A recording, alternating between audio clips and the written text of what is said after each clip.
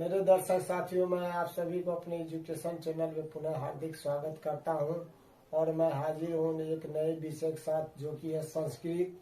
और बिहार बोर्ड के एग्जाम को देखते हुए हमने 50 VVI क्वेश्चन का सेट बनाया, जो कि मैं प्रत्येक सेट में 50 क्वेश्चन आंसर जो है करवाऊंगा। ठीक है।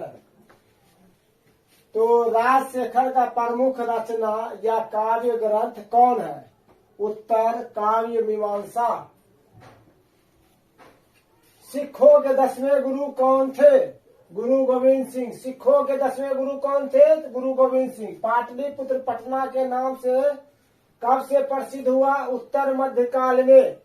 पाटलिपुत्र पटना के नाम से कब से प्रसिद्ध हुआ? उत्तर मध्यकाल में। पटना नगर की पालिका, पटना नगर की पालिका देवी कौन है? तो पटन देवी। पटना नगर की पालिका देवी कौन है? पटन देवी।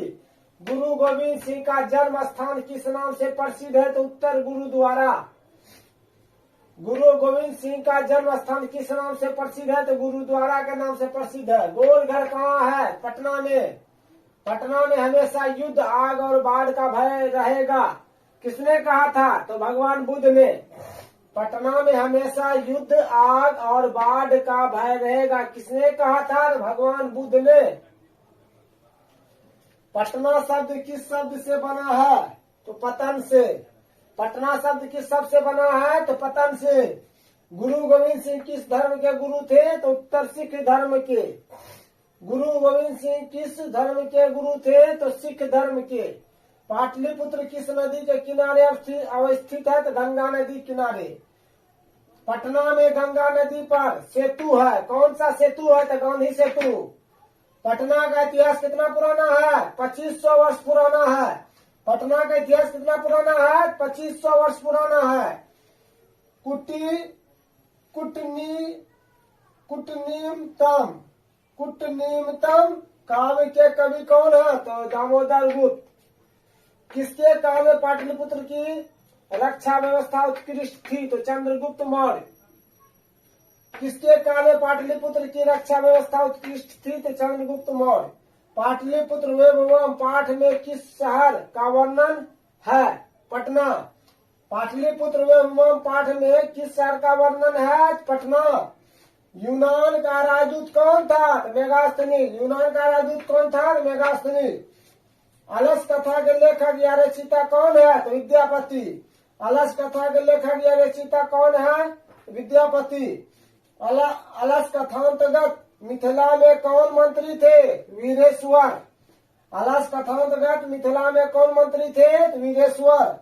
घर में लगी आग को देखकर कौन लोग पलायन हो गए? तो धूर्त लोग। घर में लगी आग को देखकर कौन लोग पलायन हो गए? तो धूर्त लोग।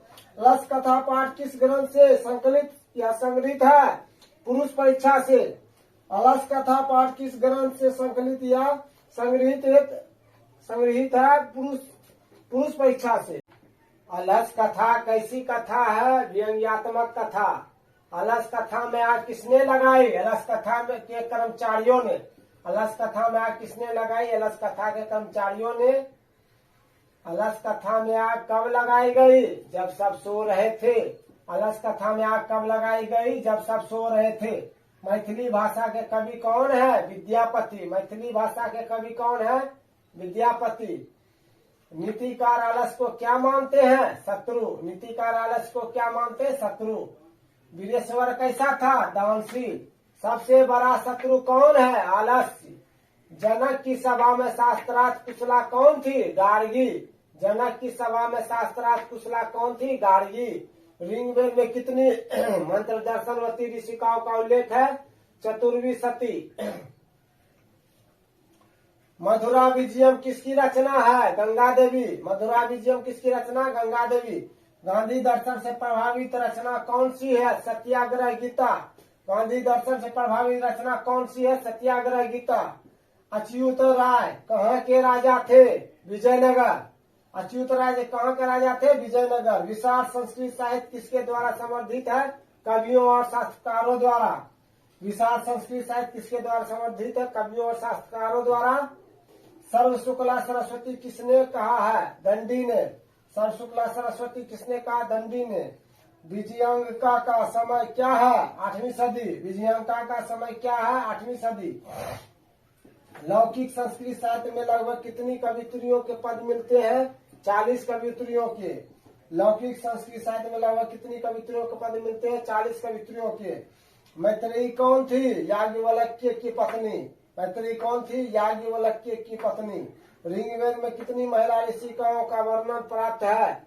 24 महिला ऋषिकाओं का। ऋग्वेद में कितनी महिला ऋषिकाओं का वर्णन प्राप्त है? 24 महिला ऋषिकाओं का।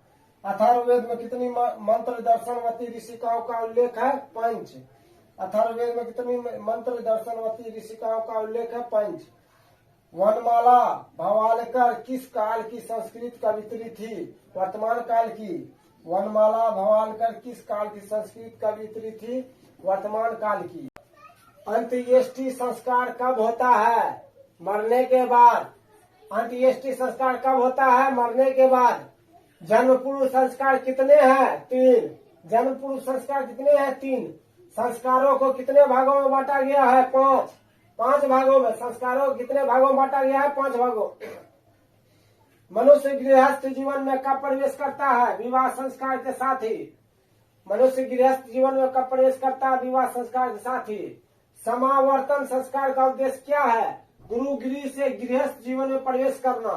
समावर्तन संस्कार का उद्देश्य क्या है? गुरुगिरी से गृहस्थ जीवन में प्रवेश करना। भारतीय जीवन दर्शन का महत्वपूर्ण उपादान क्या है? संस्कार। भारतीय जीवन दर्शन का महत्वपूर्ण उपादान क्या है? संस्कार। केशांत संस्कार कहाँ होता है? गुरुगिरी में। केशांत संस्कार कहाँ होता है? गुरुगिरी में। शेषवावस्था के संस्कार कितने हैं? 6। शेषवावस्था के संस्कार कितने हैं? 6। भारतीय संस्कृति के कितने संस्कार होते हैं? 16। भारतीय संस्कृति के कितने संस्कार होते हैं? 16। सप्तपदी क्रिया। सप्तपदी क्रिया किस संस्कार में संपन्न की जाती है? उत्तर विवाह। सप्तपदी क्रिया किस संस्कार में संपन्न की जाती है? विवाह। प्रिय साथियों, लाइक करें, सब्सक्राइब करें, जिससे कि मैं उत्साहित होकर मैं आपको तरह तरह का एजुकेशनल वीडियो बनाता रहूं और मैं आप सभी को लाभान्वित कर सकूं। धन्यवाद।